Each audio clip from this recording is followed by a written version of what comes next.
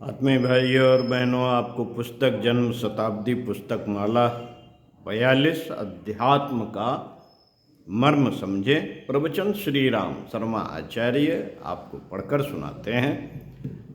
आइए सुनते हैं। गायत्री मंत्र हमारे साथ साथ ओम भूर्भुवः स्वाहा तत्सवितुर्वरेण्यं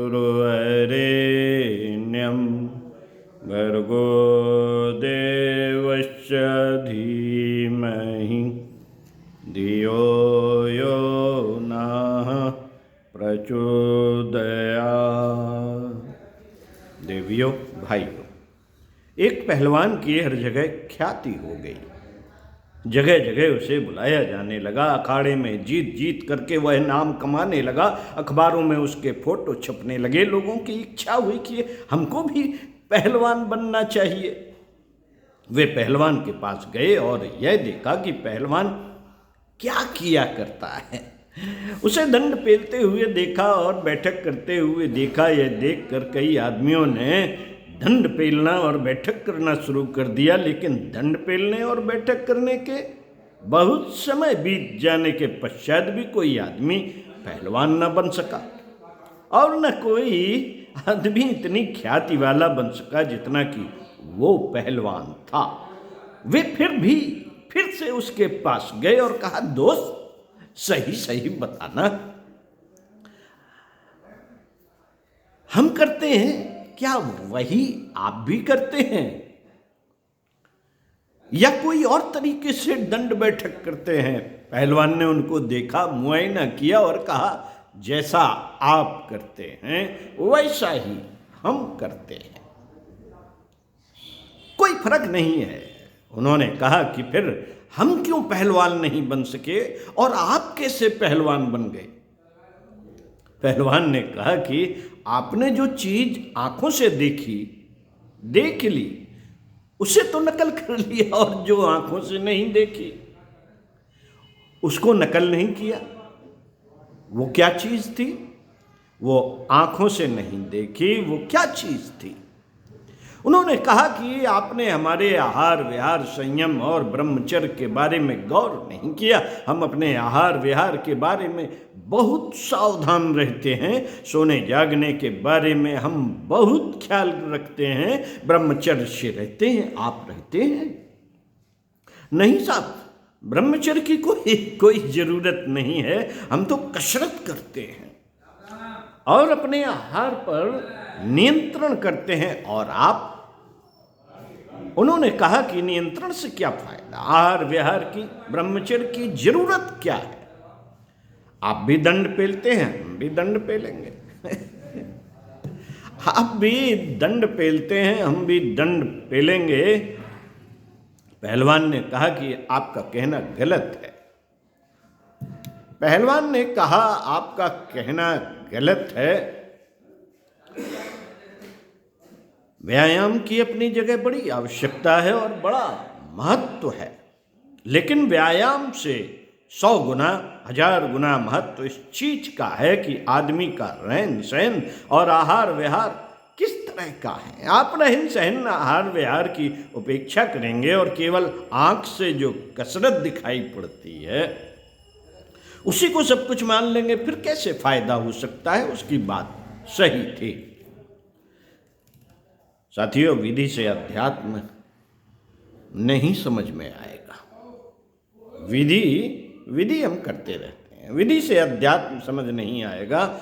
यही गलती हमारे आध्यात्मिक क्षेत्र में भी होती रहती है। लोग क्रियाकलापों को, कर्मकांडों को ही सब कुछ मान लेते हैं। गुरुजी, आपने कुंडली जगाने में कौन सा मंत्र जपा, कैसा प्राणायाम किया, कृपा करके उसका नियम बता दें। चक्रवेदन के लिए क्या क्या किया, चलिए अभी बता देते हैं। तो गुरुजी, हमारा भी चक्रवेदन हो जाएगा? हाँ, नहीं, आपका नहीं हो सकता। तो फिर आप विधि छिपा रहे होंगे। नहीं बेटे, विधि हम नहीं छिपा रहे हैं, ना हम छिपाते हैं। विधि तो हम वही बताते हैं जो हमने की। पर उस विधि को करने के पश्चात भी आप कोई फायदा नहीं उठा सकते। आपकी मेहनत, आपका श्रम बेकार चला जाएगा और आपको निराशा होगी। आप मंत्र को गाली देंगे, विधि बताने वाले को गाली देंगे और विधान को गालियां देंगे, इसलिए हम आपको नहीं बताते। तो महाराज जी केवल विधि से बात नहीं बन सकती। नहीं, विधि से बात नहीं बन सकती। तो क्या विधि बेकार है? मैं कब बेकार कहता हूं? बेटे, मैंने आपको कब कहा कि दवा खाना बेकार है? दवा बहुत जरूरी है, लेकिन दवा के साथ में परहेज करना और भी ज्यादा जरूरी है। परहेज न करें और हम दवा खाते रहें तब दवा बेकार है। दवा में पैसा खराब करना होगा। डॉक्टर, वैद्य, आप और दवाएं सब बेवकूफ सिद्ध होंगे। अरे महाराज जी, दवाओं को अभी आप प्रशंसा कर रहे थे और अब गालियां देते हैं, ये क्या बात हुई? बेटे, हम गाली इसलिए देंगे कि आहार विहार पर आप कोई ध्यान नहीं देंगे, परहेज नहीं करेंगे, चाहे जैसे रहेंगे, चाहे जो खाएंगे और सोचेंगे कि दवा खा करके अच्छे हो जाएंगे।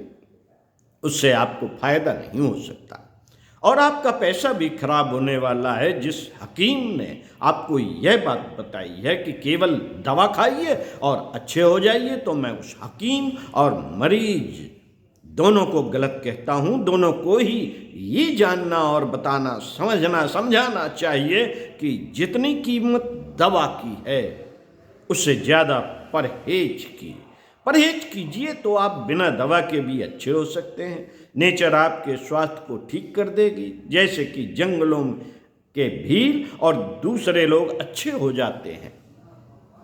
अगर आप अच्छी से अच्छी, कीमती से कीमती दवा खाएं और अपने आहार विहार का उल्लंघन करते चले जाएं, तो सारी दवाएं बेकार, निरर्थक होती हुई चली जाएंगी। मित्रों, उपासना के, राम नाम के महत्व आकाश पाताल के बराबर बता दिए गए।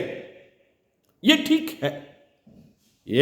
ठीक है, लेकिन यह हम भूल जाते हैं कि एक किसान की जमीन में बहुत सारी फसल होती है और दूसरे की में फसल नहीं होती। क्या वजह है साहब? वही बीज आपने बोया, वही हमने बोया। बीज और बोना तो समान रहा, लेकिन जमीन का तो जमीन आसमान का फर्क रहा। आपने अपनी जमीन में न पानी लगाया, न खाद लगाई, न निराई गुड़ाई की, बस बीज बो दिया और अब आप कहते हैं कि आपके खेत में ज्यादा फसल हो गई और हमारी फसल क्यों नहीं पैदा हुई? बीज बोने की क्रिया जो आंख से दिखाई पड़ती है उसे तो आप मान लेते हैं, पर जमीन को ठीक करने, नम करने के लिए सिंचाई, निराई गुड़ाई, खाद के लिए जो मेहनत की जाती रही है और सरंजाम जुटाए जाते रहे हैं, वे आपने नहीं देखे। बीज बोया और फसल काटेंगे साहब। राम का नाम ले लिया और चमत्कार पाएंगे। मंत्र जप करेंगे, चमत्कार पाएंगे। कुंडलिनी जागृत करेंगे और चमत्कार पाएंगे। साथियों, क्रिया के आधार पर क्रिया अपने आप में महत्वपूर्ण है, लेकिन उसके साथ भाव योग का समन्वय भी ज्यादा आवश्यक है। आपके पास धनुष बाण है, उससे आप शिकार खेल सकते हैं, लेकिन उसके लिए हाथ की कलाइयों में ताकत का होना भी जरूरी है। तलवार का महत्व हम क्यों कर कम आंकेंगे? आपकी तलवार कितनी ही कीमती क्यों ना हो, लेकिन उसे पकड़ने के लिए हाथों में, कलाइयों में बल होना चाहिए। नहीं साहब, हमारी कलाइयों में तो दम नहीं है, बुखार में पड़े हुए हैं, आप तलवार दीजिए और हम डाकुओं से मुकाबला करेंगे। नहीं बेटे, डाकू तेरी तलवार छीन ले जाएंगे और तेरी कीमती तलवार भी चली जाएगी। तू मत जा, तेरा जाना बेकार है। तलवार घुमाएगा तो तेरी कलाई में मोच आ जाएगी। नहीं महाराज जी, तलवार से मैं सबको मार डालूंगा। ठीक है, ले शिवाजी वाली तलवार, लेकिन इससे तू किसी को मार नहीं सकता। क्योंकि तेरी कलाई में बल नहीं है। मित्रों, इसके बारे में मैं लोगों से कहता रहता हूं, लेकिन लोगों को भ्रम हो जाता है, इसलिए आपसे भी जद्दोजहद करना पड़ता है। सारे अध्यात्म क्षेत्र में जद्दोजहद करनी पड़ती है। लोगों ने कर्मकांडों के महात्म को इतना अधिक बढ़ा चढ़ा कर बादलों के बराबर बना दिया। ये मंत्र और वो मंत्र, ये विधि विधान कीजिए, लेकिन जाने क्यों भूल जाते हैं। जाने क्यों भूल जाते हैं कि इन मंत्रों को, इन बाणों को जिस धनुष पर रखकर चलाया जाने वाला है वह है कि नहीं, वह धनुष है कि नहीं। कारतूस को जिस बंदूक में रखकर चलाया जाने वाला है वह है कि नहीं। बंदूक की जरूरत को, महत्व को जो नहीं समझते, इसलिए बहस हो जाती है। इसलिए आप कारतूस को गाली दे रहे थे। हाँ हाँ बेटे, तेरे पास बंदूक तो है नहीं, फिर गोली कैसे चलाएगा। इसलिए क्रिया योग के महात्म का खंडन करने पर जब मैं उतारू हो जाता हूं तो आवेश में आकर कर्म कांडों के खिलाफ वो शब्द कहने लगता हूं जिससे आपको असलियत समझ में आ जाए। एकांगी और सरल वाला हिस्सा है उसको आप पकड़ लेते हैं, और जो मुश्किल वाला हिस्सा है उसकी आप उपेक्षा करना चाहते हैं, उसको आप नजरअंदाज करना चाहते हैं, गहराई तक आप जाना नहीं चाहते, और केवल बाहर की वह क्रिया जो सबसे सरल है उसको आप पकड़ लेना चाहते हैं। बिल्ली के गले में घंटी कौन बांधेगा?